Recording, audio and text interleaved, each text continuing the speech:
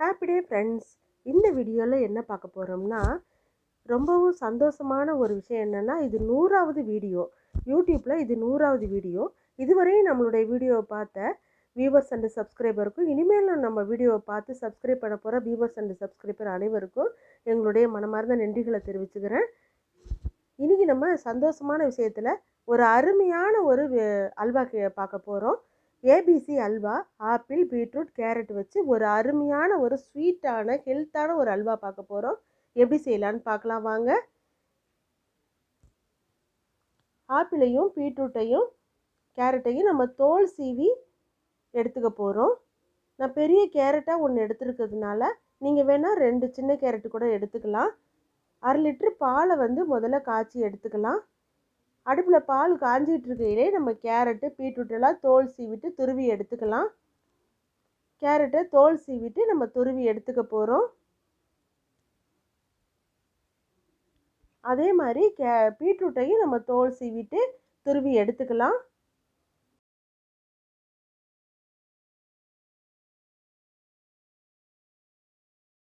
நெய் விட்டு முந்திரியும் பாதாமையும் கொஞ்சம் வறுத்து எடுத்துக்கலாம். இன்னொரு ஸ்பூன் நெய் விட்டு நம்ம கேரட்டையும் பீட்ரூட்டையும் நல்ல பச்சை வாசனை போகிற அளவுக்கு வதக்க போகிறோம். இதுக்கு ஒரு 50லேருந்து 100 கிராமுக்குள்ளே தான் நெய் தேவைப்படும். நல்ல பச்சை வாசனை போகிற அளவுக்கு வதக்கினதுக்கப்புறமா ஆப்பிளை நம்ம சேர்த்துக்க போகிறோம். ஆப்பிளையும் சேர்த்து லேசாக வதக்கி எடுத்துக்கலாம். செர்ரி பழங்களை ஒரு 20 கிராம் அளவுக்கு செர்ரி பழங்கள் சேர்த்துருக்கேன்.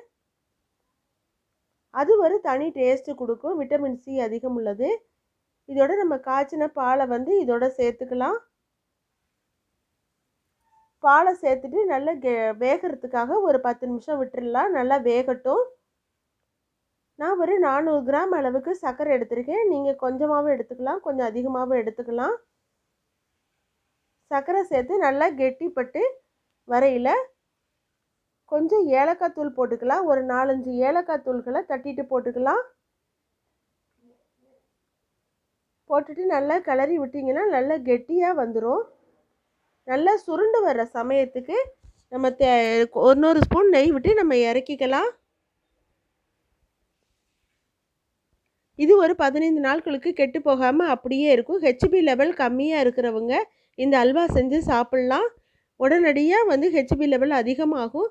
அருமையான டேஸ்டான ஒரு ஹெல்த்தான ஏபிசி அல்வா தயாராகிடுச்சு.